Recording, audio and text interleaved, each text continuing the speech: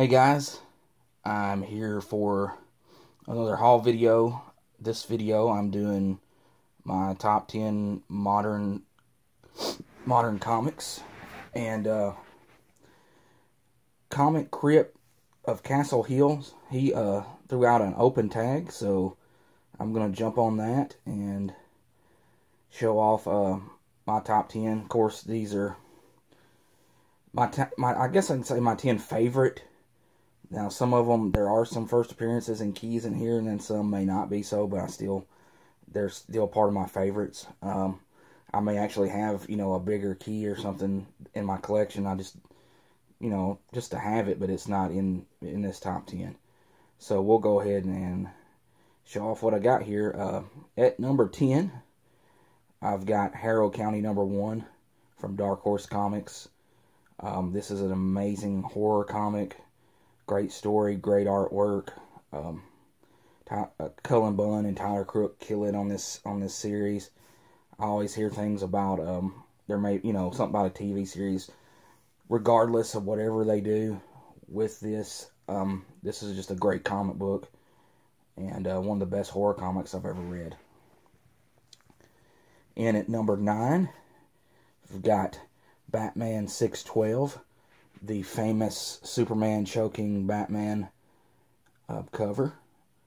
This is the reason I got this in my top 10 is just because I love the cover, love it. It's Jim Lee, perhaps my favorite artist, and this also takes place during the Hush storyline, which is one of my favorite Batman storylines of all time.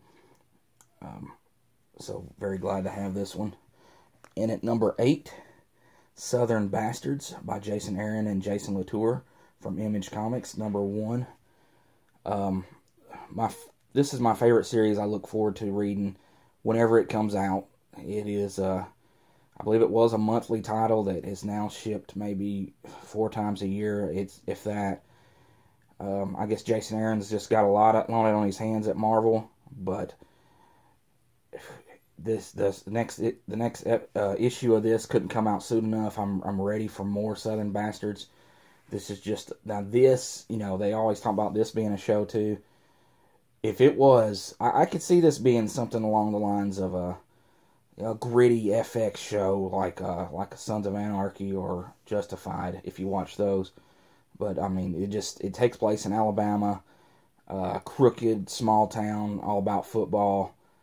Just really, really good series. Alright, and at number 7, The Walking Dead #100, the chromium cover.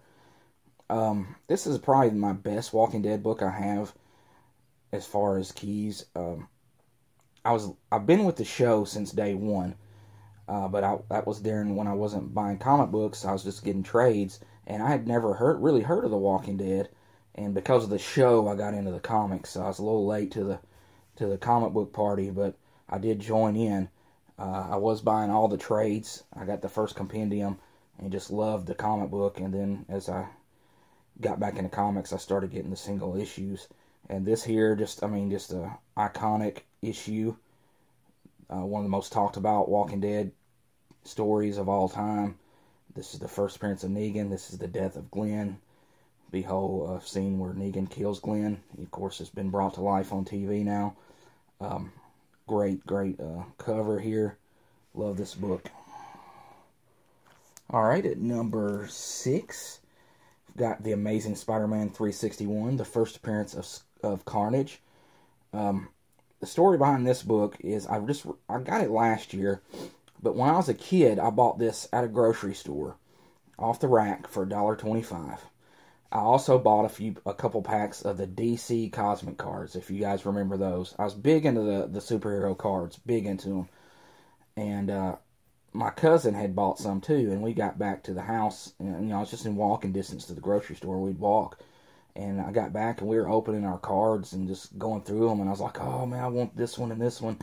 And I was like, I wish I had, because back, I didn't have a lot of money. If you could scrounge up some change, you could go get you some packs of cards.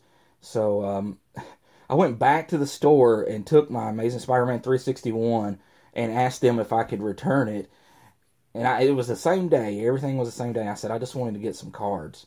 So they gave me my $1.25 back, and I bought me a couple packs of cards, and regretted it ever since. I don't. It was just one of them big comic book regrets. But I was 12 years old, I think. Didn't know a lot about it. I wasn't the biggest Spider-Man fan, so I'd seen something about it in Wizard magazine. That's why I picked it up. But I wasn't like a big speculator or anything like that, or first appearances. I just got them to read. But I finally got this back. It was a goal to get this back once I got back into collecting, and I did get it.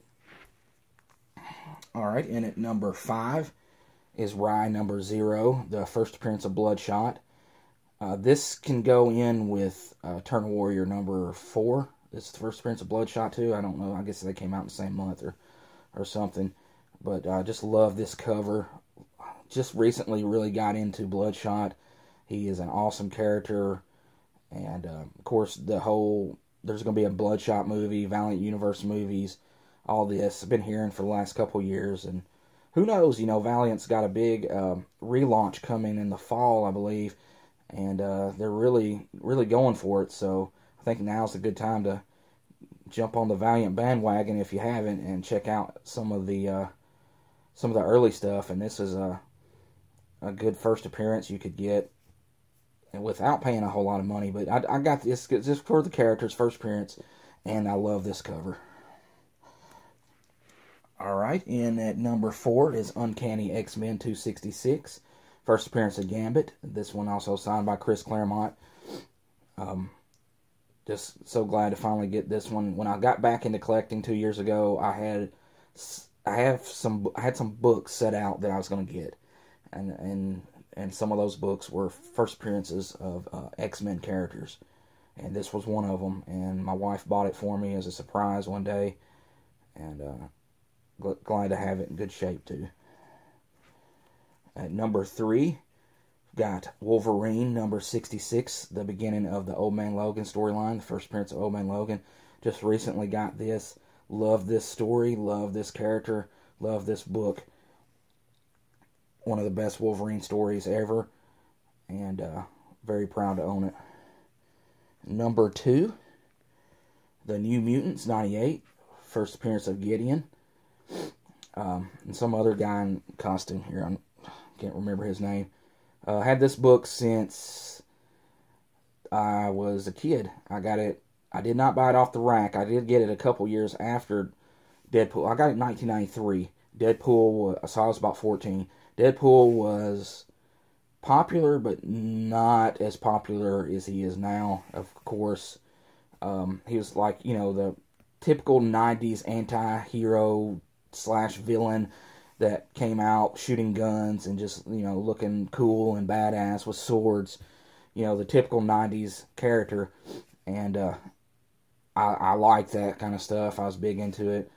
And I had a comic shop in my town that didn't have a lot of back issues. But I went through and I was looking, and they had this, and it was $18. And I was thinking, ooh, that's a lot of money. Because, you're spending $1.25, $1.50 for comic books. $18 plus, that's a few weeks allowance there. And but I was like, I'd love to have Deadpool's first appearance, and not just to have it for a collection standpoint, because I wanted to read it. And you didn't have the options then like you do now, where you could just Wikipedia things and look how this happened, or Google something, or just go in online and pick up a reprint very easily. So it was harder to come by. I wanted this first appearance. I wanted to read it. And I have held on to it ever since. And it's still in really great shape. I mean, I think I've got one little corner ding right here, and that's it. But I had this one since I was a child. And at number 1, New Mutants number 87, first appearance of Cable. This was probably my favorite character in the 90s. I got big into X-Force, loved X-Force. Cable was just so badass. The Executioner song storyline through the X-Men titles that revolved around Cable and Strife. Loved it. Very underrated story, if you ask me. and I had the second print. That's all I could get back then.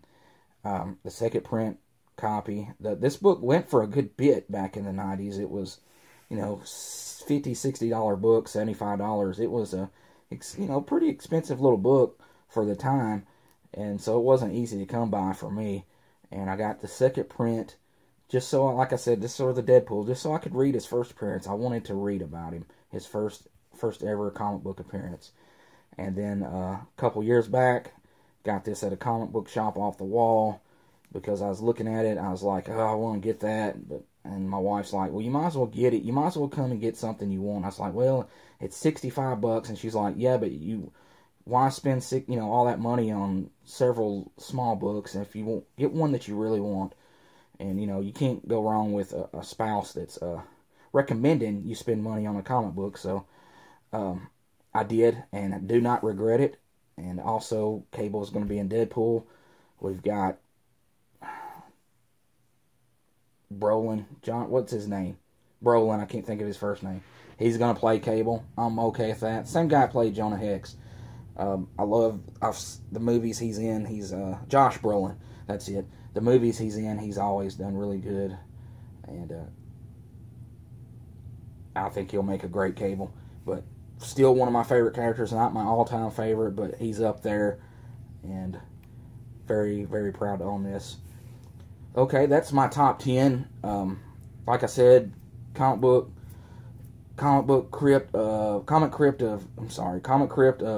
Castle Hills did an open tag, so anybody that wants to do these, just do them. But I would like to tag a couple of guys if they're watching and they could do their top 10. I'd love to see KMN 1971 do his top 10 modern, and I'd like to see Fred Hall Direct Edition do his. He's got some fun videos. If you're not watching his, check his out. He's pretty funny and does some fun things in his videos. So definitely would like to see theirs. Alright guys, thanks for watching.